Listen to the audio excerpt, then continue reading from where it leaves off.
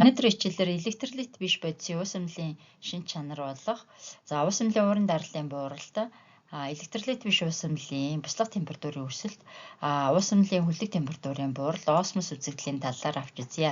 Мягмар сөрөн багш нана. Электролит бол электролит бус бодисын ялгаа нь ус бол хайлтмал байдалтай нэгэн цахилгаан дамжуулдаг, нөгөөх нь цахилгаан дамжуулдаг байгаа тийм. Хоёр электродыг шилээс аван дүүрээд энэхүү уусмалт натрийн хлоридыг уусгасан байна. Натрийн хлорид маань уусгахдаа натрийг нэмэх хлорын хасах гэд ионуудыг үүсгээд дисацид орсон. Хлорын хасах ионыг усны молекулууд хүрээсээ харагдаж байна тийм ээ, нэмэгдсэн нэгээр. Харин натрийг нэмэх ионыг усны молекул хасах туйлаараа буюу хүчил төрөгчөөрөө хүрээсэн. Эдгээрийг бол гидратчсан ион гэж нэрлэдэг. Ингээд өөрөөр хэлбэл натрийн хлор маань усанд уусгах явцдаа цэнэгтэй жижиг хэсгүүдийг үүсэж байгаа учраас энэхүү хэлхээ битүүрээд гэрэл чийдэ хассан болох нь харагдж байна. Энэхүү хэлхээнд дээр тогтмол гүйдлийг тэмдэглэсэн энд тэмдэглэсэн. Тэгээд хэлхээ уус эмнэлээр ингэж битүүрсэн учраас цахилгаан гүйдлийг амжилттай дамжуулсан байна. Харин сахар буюу бидний өдөр тутам хэрэглэдэг сахаруз гэдэг тийм энэхүү молекулыг энэхүү бодисыг усанд уусгахад молекулаараа салах болохоос цэнэгтэй жижиг хэсгийг бол үүсгэж чаддаггүй. Уус эмнэлдээ чигд таарад сахарын усан уус эмнэлийг үүсгэдэг та нар мэдж байгаа. Тэгвэл сахарын усан уус эмнэл дотроо электродуудыг дүүрээд цахилгаан гүйдэлд холбоход хэлхээ битүүрээгүй учраас цахилгаан дамжиж чадахгүй. Ингээд электролит бус бодисууд нь хайлтмал болон уусмал байдалтай цахилгааныг дамжуулдаггүй байна. Электролит бус болон электролит бодисуудын зарим жишээг харуулсан байна. Жишээлбэл C12, H22, O11 сахаруз буюу бид нар нөгөө сахар талхан дээр түрхэж иддэг бодис байна тийм. CH3OH метанол байна тийм үү. Энэ метанол гэсэн бодисыг нүдэндээ оруулбал сохрох аюултай. C2H5OH метанол буюу нөгөө арх үйлдвэрлэхэд хэрэглэдэг этилийн спирт байна. C6H12O6 нь глюкоз тийм ээ. Хавар намартай тижил болгоод тариа маягаар хэрэглэдэг штэ. Электролит бодисуудад калий нитрат, калий NO3, аммоний хлорид мөн янз бүрийн эрдэс хүчлүүд H2SO4, H хлор гэх мэтчлэн тий. Мөн суурууд натрий OH, барийн OH2 гэх мэт суурууд электролит бодисд ордог байна. Өөрөөр хэлбэл хайлтмал болон цахилгаан уусмал байдалтай цахилгаан дамжуулдаггүй бодисуудыг электролит биш харин цахилгаан дамжуулдаггийн электролит бодисууд гэж нэрлэдэг байна. Электролит биш бодисын уусмал дээр 4 үзэгдэл явагддаг. Тэрний өмнө тэдгээртэй холбоотой зарим нэг томьёо тодорхойлолтуудыг авч үзье. Хамгийн ихнийх нь молийн буюу моляр концентрац байна. Үүнийг дэлгэрүүлж үзэх бол өмнө нь оруулсан уус эмнэлийн концентрац гэсэн хичээлийг үзээрэй. Энэ концентрац нь 1000 мл буюу 1 литр уусмал агуулгадж байгаа уусан бодисын молийн тоогоор илэрхийлэгддэг. Тодорхойлолт нь болохоор томьёо нь молийн концентрацийн уусан бодисын массыг 1000-аар үржүүлээд уус эмнэлийн эзлэхүүн болон уусан бодисын молекул массын үржүүртнээ харьцуулсан байна тий. Энэ дээр 200 мл уусмал 745 г калий хлорид агуулгаддаг бол молийн концентрацийг ол гэсэн байна. Калий хлоридын молекул масс нь 74.5 г бойлын тий. Ингээд томьёондоо орлуулад бодохоор 0.5 молийн уусмал. Энэ маань өөрөөр хэлбэл 1000 мл тутамдаа 0.5 молийн калий хлорид агуулгадж байгааг илэрхийлдэг байна. Дараагийнх нь малиал концентрац. Энийг С бичмэлийн мөсгөр тэмдэглэж байна тий. 1000 г буюу 1 кг уусгагчид агуулгадж байгаа уусан бодисын молийн тоогоор тодорхойлогддог. Тодорхойлогддог томьёо нь уусан бодисын массыг 1000-аар үржүүлээд уусгагчийн масс болон уусан бодисын молекул массын үржүүрт нь харьцуулж өгдөг байна тий. Нэгж нь бол моль нэгжтэй гарна. Жишээлбэл 60 г натрийн шүлгийг 500 г усанд уусгасан бол үүссэн уус эмнэлийн малиал концентрацыг олоо гэдгсэн байна тий. Уусан бодис маань 60 г 1000 нь уусгагчийн масс байгаа. 500 г усанд уусгасан гэдэг чинь тий. Энэ тэгэхээр уусан бодис нь уусгагч нь 500 г. Уусан бодис нь натрийн шүлт учраас молекул масс нь 40 болж байна тий. Ингээд тооцоолоод 3 моль гарч байна. Молийн дойл, Мартин дойл, эсэлхүүний дойл гэсэн хэмжигдэхүүнүүд байдаг те. Эдгээрийг дэлгэрэнгүй үзхийг хүсвэл за өмнөх хичээлүүдтэй танилцаараа. За энд зөвхөн мойлын дойлыг авч үзье. За холимог дахь тухайн нэгдлийн мойлын тоог холимгийн нийт мойлын тоонд нь харьцуулсныг тухайн нэгдлийн мойлын дойл гэж бол нэрлэдэг байна. Мойлын дойлыг том n үсгээр тэмдэглэнэ. За тухайн нэгдлийн мойлын тоо хэмжээг нь холимогт байгаа нийт бодисуудынх нь мойлын тоонд нь харьцуулдаг байна. За жишээлбэл энэхүү холимог систем маань 3 компонентоос тогтсон байна те. 8 моль эхнийх нь, дараагийнх нь 3 моль, дараагийнх нь 4 моль гэх мэтчлэнгээр 3 өөр төрлийн бодисууд холилдож энэхүү холцыг үүсгэсэн байна. За тэгвэл нэгдүгээр бодисын мойлын дойлыг нь тодорхойлохдоо өөрийнх нь мойлын тоо хэмжээг те бүгднгийнх нь мойлын тоо хэмжээний нийлбэрт харьцуулсан байна. За энэ 1533 гарсан байна те. За хоёрдугаар бодисын мойлын дойлыг тодорхойлохдоо өөрийнх нь мойлын тоо нь 4 моль байгаа те. Энийг нийт мойльтай харьцуулаад ингээд 1267 гарсан байна. За 3 дугаар бодисын хувьд 3 дугаар бодисын мойлын тоо нь 3 байгаа. За ингээд холимгийн нийт мойлын тооны нийлбэрт харьцуулаад 0.2. За тэгвэл өөртөө мойлын дойлуудын нийлбэр энэ эдгээрийг нэмэхэд нэгтэй тэнцүү. За мойлын дойлыг мөн хувиар илэрхийлвэл 100-аар үржүүлждэг. Өөрөөр хэлбэл нийлбэр нь 100% тэнцүү. За нэгдүгээр бодисын мойлын хувь нь 53.3, хоёрдугаар бодисынх нь 26.7, дойлороо болохоор 1267 байна те. 3 дугаар бодисын 20% буюу 0.2 гэсэн дойлтой болж таарах нэ. За электролит биш бодисын уусмал дээр явагддаг үзэгдлүүдийг ойлгохын тулд уусгагч уусмлын хансан уурын даралтыг ойлгох хэрэгтэй байдаг. За жишээлбэл энэ цэвэр уусгагчаар нь ус хийсэн гэж төсөөлчихье тийм үү. За тэгтэл энийг ингээд битүүмжилсэн болох нь харагдаж байна тийм энэхүү савыг. Хэрвээ энэ савн дээр манометр холбочихвол энэ хэсэг хугацааны дараа уурших процесс, уур нь эргээд шингэн болж конденсацлагдах процесс хооронд тэнцвэр тогтоод уурынхын даралтыг хэмжих боломж гарч ирнэ. За өөрөөр хэлбэл энд ус байхад ямар нэгэн ус юм уу өөр ямар нэгэн төрлийн уусгагч хийсэн байхад тийм үү. Энэхүү шингэн төлөвөөс хим фаз руу зарим молекулууд бол шилжирсэн болох нь харагдаж байна тий. За энэхүү молекулууд нь савныхаа гадаргуу дээр уурын даралтыг үүсгэдэг байна. За тэгвэл энэ молекулуудын зарим нь эргэж уусмал руугаа шилжих буюу конденсацлагдаад шингэн төлөвт орно. За ингээд уурших болон конденсацлах хоёр процессын хооронд тодорхой хугацааны дараа тэнцвэр тогтсон үед нь манометрийн даралт тогтмол болдог. За энэхүү үүсэж байгаа даралтыг бол уусгагчийн уурын даралт гэж бол нэрлэж байгаа. Цэвэр уусгагч. Өөрөөр хэлбэл энд ямар ч бодис уусгаагүй байх үед зөвхөн уусгагчийнх нь уурын даралтыг хэлж байна тийм. За уусгагчийн уурын даралт нь температураас хамаарсан байдаг. Тэгвэл уусгагчийн уурын даралт нь тухайн температуртаа тогтмол хэмжигдэхүүн байх нэ. За тэгвэл энэхүү уусгагч дээрээ ямар нэгэн молекулыг бодисыг гаднаас нэмээд уусгасан гэж үзье. За энэ тохиолдолд энд уусмал үүссэн байна тийм үү. За тэгэд энэхүү уусмал маань бас дэгдэмхий биш бодисыг өөртөө уусгасан гэж төсөөлчихье.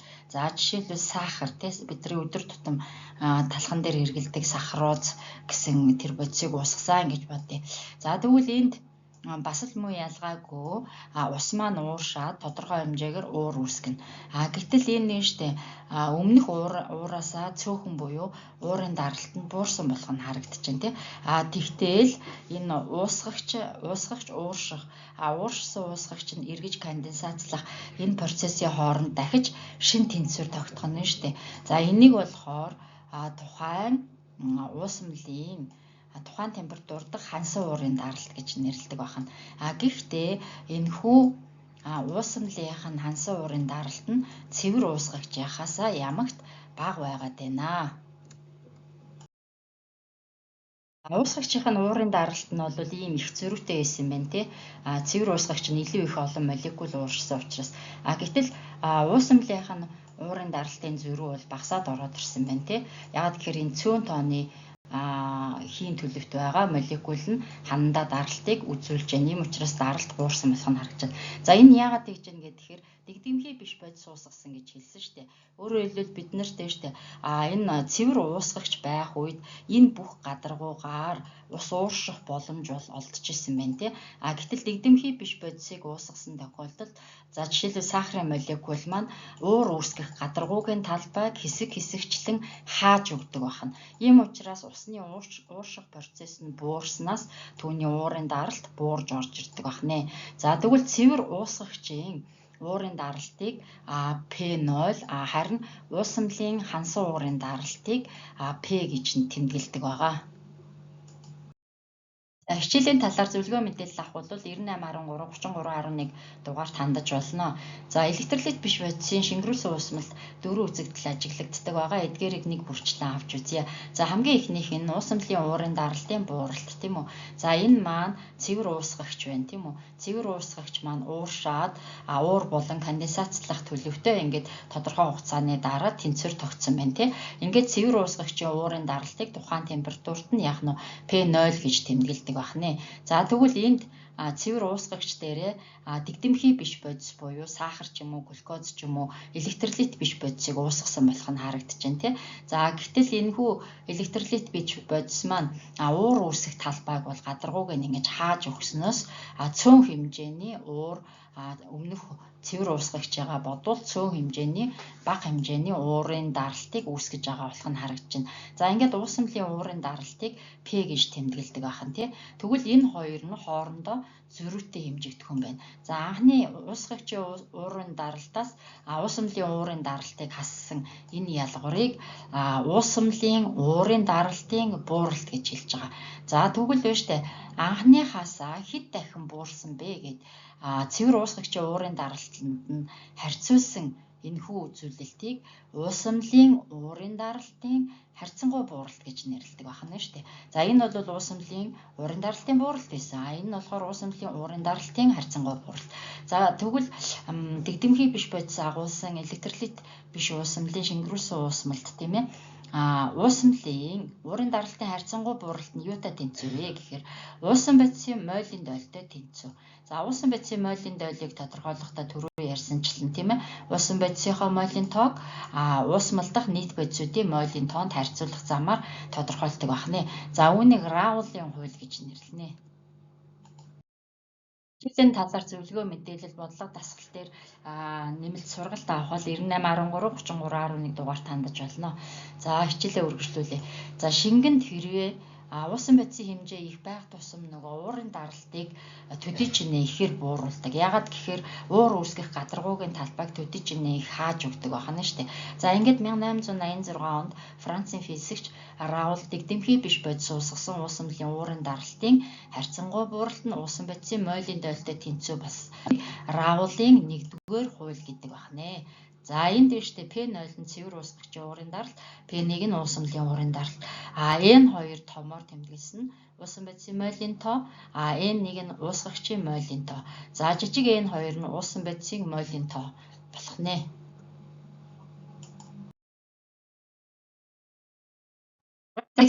Ихэвчлэн уусгагчаар нь усыг ашигладаг. За энд янз бүрийн температур дах усны хансан уурын даралтыг үзүүлсэн байна. За температурыг 1-ээс 30 градусын хооронд харин даралтыг миллиметр мөнгөн усны багнаар илэрхийлсэн байна.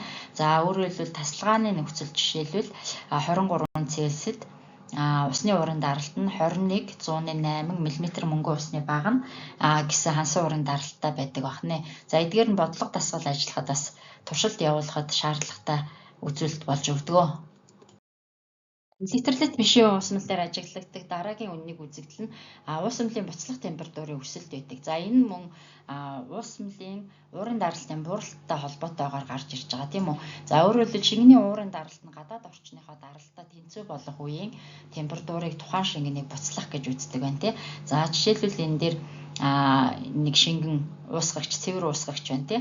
За тэгээд энэ температурт хүрэхэд тухайн шингэний уурын даралт нь яг атмосферын уурын даралттай адилхан болох үед шингэнээс уушрах процесс уураас эргүүлээд конденсацлах процессын хооронд тэнцвэр тогтож тухайн температурыг болохоор уусгагчийн буцлах температур гэж нэрлэдэг байх нэ. За тэгвэл байж тээ бид нар түрүүний ярьсанчлан энэхүү уусгагч дотроо сахарыг бол уусгацсан байгаа тий. За энэ уусамлыг буцалгах үед сахарын молекулууд уур үүсэх талбайг бол хааж өгч байгаа. Ингэснээр нөгөө шингэнийг чинь буцалгахын тулд илүү их хэмжээний температур хэрэгтэй болж байгаа. Өөрөөр хэлбэл шингэн буцална гэдэг нь энэ шингэний гадаргуу дээрх уурын даралт нь орчныхоо уурын даралттай яг тэнцүү болох үеийн температурыг хэлж штэ. Тэгэхээр энэ орчны уурын даралттай тэнцүү болохын тулд энэ уусамлыг буцалгахад илүү их температур шаардлагатай болох нь энэхүү зургаас ажиглагдаж байна. За тэгвэл штэ цэвэр уусгагчийн буцлах температур уусамлын буцлах температурын хооронд зөрүү үүсэж байна. Амьдрал дээр энийг туршилтаар хийж болно. Өөрөөр хэлбэл ус 100 градуст буцалгийг та бүхэн мэдж байгаа тийм ээ. За тэгвэл усан дээр сахар нэмэхэд 100 градусаас арай илүү температур 101, 102, 103 ч юм уу илүү температурт буцалгана шүү дээ. Тэгвэл хэдий ч нэ их хэмжээний сахар уусгах тусам буцлах температурын зөрүү их болж өгч байгаа. За энэхүү температурын ялгааг дараах томьёогоор бол тооцоолдог байна тийм. За дельта Т буцлах температур тэнцүү эволюскопын тогтмолыг үржих нь С малеал концентрац. За дельта Т-гээр уусамлын буцлах температурын өсөлтийг тэмдэглэсэн тийм ээ. За Е нь болохоор эволюскопын тогтмол буюу буцлагын тогтмол байна. Cm нь уусамлын малеал концентрац. За энэхүү томьёон дээр тий уусамлын малеал концентрац нь нэг үед буцлах температур нь эволюскопын тогтмолтойгоо тэнцүү болж орж ирж байна тийм үү. За энд уусгагчийнхаа 1 кг тутамд 1 мол бодис агуулсан уусамлын буцлах температурын өсөлтийг эволюскопын тогтмол гэж хэлдэг болох нь энэхүү томьёоноос харагдаж байна. За энэ нь уусгагчийн шин чанараас хамаарсан тогтмол тоонууд байдаг. Электролит бишийн уусмалд ажиглагдаг дараагийн нэг үзэгдэл нь уусамлын хүлдэг температурын бууралт байдаг. За хатуу болон шингэн фазуудын гадаргуудах уурын даралт тэнцүү болох үеийн температурыг хүлдэг температур гэж хэлдэг байна тийм үү. За тэгвэл уусгагч маань энэ градуст хүлдэж байна тий. Уусгагчаар ихэвчлэн усыг ашигласан тохиолдолд ус маань тэг градуст хүлддэг болох нь харагдаж байна тий. За тэгвэл усан дээрээ сахар уусгачлаа гэж төсөөлье. Электролит биш бодисыг ямар нэгэн дэгдэмхий биш электролит биш бодисыг уусгасан байна. За тэгвэл ээжтэй энэ уусамлын хүлдэг температур нь тэг градусаас доошоогоо орж ирсэн болох нь харагдаж байна тий. Тэгэхээр хэдий ч нэ их бодисыг уусгах тусам хүлдэг температур төдий ч нэ доошоогоо буурдаг процесс ажиглагдаж байна. За хүлдэг температурыг бол тодорхойлохдоо шингэн фазын гадаргуу дээрх уурын даралт тийм ээ. Хатуу фазын гадаргуу дээрх уурын даралт хоёр тэнцүү болохоор л тэр үеийн температурыг хүлдэнэ гэж яриад байгаа шүү дээ. За тэгвэл энийг бас бид нар амьдрал дээр ажиглаж болдог. За жишээлбэл нь шүү дээ. Өвлийн цагт гол хүлдсэн байхад голын гадаргуу дээр ямар нэгэн тодорхой байдлаар уур үрсэн болохыг нарны туяанд ингээд алсаас харж болдог тийм ээ. За тэгвэл зуны цагт энэхүү үүссэн уур буюу усны агаар дах усны молекулын хэмжээ их хэмжээтэй байдаг нь бол ажиглагддаг. Илүү чиглэг орчинтой үнэртдэг ч юм уу тий. Өшөө нарны туяанд илүү тод ажиглагдаж уур манан ингэж холоос ажиглагддаг байгаа. За тэгвэл нь энэ шингэний гадаргуу дээрх уур нь тухайн температураас хамаарат дээ шүү дээ. Температур буурах тусам тухайн усны гадаргууд байсан уурын даралт бол буурал байна тий. Тэг градус гээд ус маань яг шингэнээсээ мөс болоод шилжих үед тэр шингэний гадаргууд дээрх уурын даралт мөн мөс болсон тэр гадаргууд дээрх уурын даралт хоёр тэнцүү болж ирж штэ. За тэр үеийн хүлдэг температурыг нь усны хүлдэг температур гэж үзээд байна гэсэн санаа байна шүү. За тэгээд бид нар штэ электролит биш бодисыг хэдий ч их хэмжээгээр уусгах тусам уусамлын хүлдэг температур өшөө доошлдог байх нэ. Хүлдэг температурын бууралтыг амьдрал практик дээр аягүй ашигладаг. За жишээлбэл штэ өвлийн цагт машинд ус хийчүүл тэр маань ингээд маш хурдан тэг градус болонгод хүлдөөд тэгээд ажиллахгүй болчдаг тийм ээ. Тэгтэл штэ антифриз буюу хүлдэлтийн эсрэг шингэнийг машинд хийж өгдөг тий.